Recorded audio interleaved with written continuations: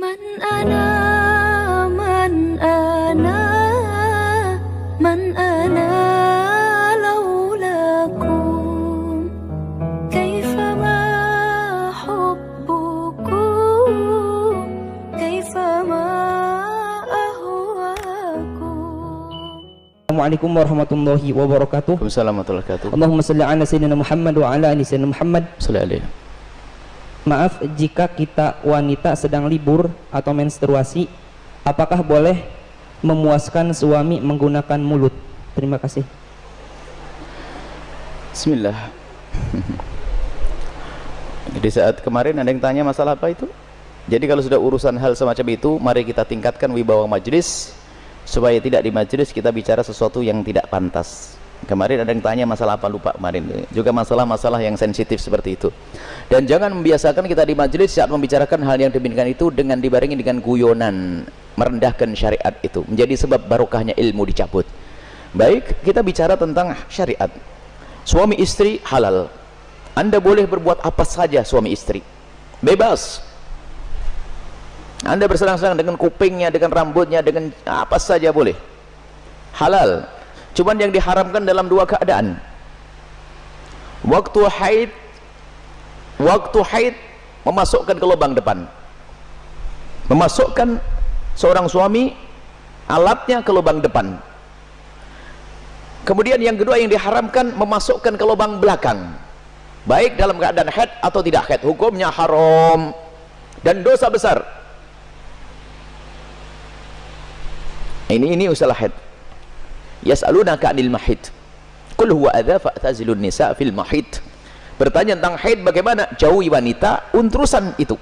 Tidak boleh menggauli istri dalam keadaan haid. Haid bukan istihadhah ya. Istihadhah adalah darah tapi bukan darah haid. Ini ada ilmunya khusus. Tanyakan kepada ahlinya nanti. Kita juga punya diklat haid praktis 30 menit 30 menit.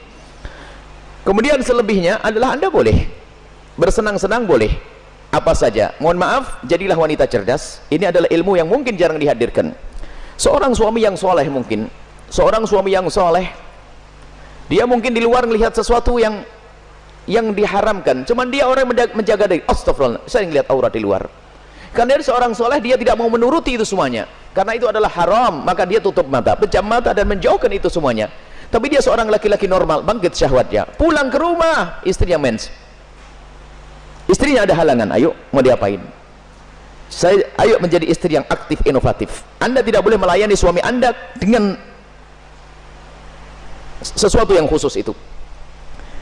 Tapi Anda harus bisa senangkan suami dengan diri Anda misalnya. Mohon maaf, ini majelis mulia. Jika seorang suami mengeluarkan air mani dengan tangannya sendiri, maka dia telah melakukan kesalahan dan dosa.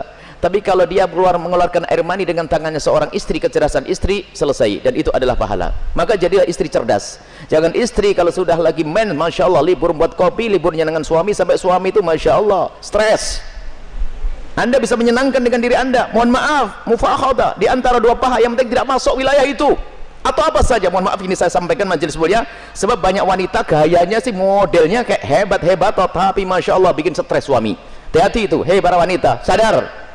Senangkan suamimu dengan apapun yang Allah berikan kepadamu, dengan tanganmu, dengan apapun. Yang penting kalau Anda haid jangan masuk wilayah itu. Sebab kadang suaminya sampai kena sudah tidur, masih diwakin kopi enggak, sarapan enggak, bang beli makan di warung aja bang, yang ngoroknya yang digedekan. Wahai para istri yang solehah, Anda harus aktif dan inovatif. Ada ide-ide untuk menyenangkan suami. Adapun masalah, mohon maaf, yang ditanyakan dengan mulut, ketahuilah, hei para suami, engkau tidak boleh memaksa istrimu untuk melakukan itu, karena belum tentu dia nyaman. Kalau dia merasa jijik, Anda tidak boleh paksa. Haram atau sebaliknya. Tidak boleh egois seorang suami. Harus kau lakukan, tidak. Kenapa? Mohon maaf, karena itu adalah wilayah yang bukan wilayah bersih. Wilayahnya orang dari makanan yang bersih dibuang lewat mana? Lewat itu. Akan tapi kalau memang ada orang, seorang wanita yang mau melakukannya misalnya atau sebaliknya, bagaimana, apakah boleh? Ketahuilah, di situ ada cairan yang najis. Air mani tidak najis, khilaf di antara ulama. Madhab Syafi'i najis, tapi cairan sel najis. Maka kalaupun seandainya harus melakukan, mohon agar tidak ditelan. Karena itu adalah, jangan sampai karena itu najis. Tidak usah ditelan cairan-cairan. Adapun masalah air mani adalah khilaf di antara ulama, akan tapi boleh seorang suami, seorang istri melakukan yang demikian tentu dengan keridhaannya, Dan tentunya dengan waspada, tidak boleh sampai ada masuk ke dalam perutnya sesuatu, karena itu ada madhi. Sebelum mani adalah najis, cairan-cairan sebelum mani adalah najis. Dan wahai para suami dan para istri, yuk kita melakukan sesuatu yang sesuai dengan petunjuk Nabi SAW, akhlaklah yang baik. Dan kenapa biasanya ada pertanyaan demikian ini? Karena apa? Naudzubillah, ada yang ditonton yang salah, gurunya salah, dari film-film yang ngaco itu ditiru, sehingga dia bingung untuk menyelesaikan urusan pribadinya dengan cara ini, cara itu. Tidak ada cara yang lebih indah dari diajarkan Nabi. Seorang laki-laki duduk di perempatan istrinya, maksud duduk di atas perut istrinya, di atas ini, itu adalah cara yang paling bagus. Nggak usah macam-macam, petunjuk dari Nabi. Itu hanya gara-gara sering nonton film kotor, makanya banyak pertanyaan aneh. Tapi pun harus dijawab, harus dijawab, harus dijawab, selesai.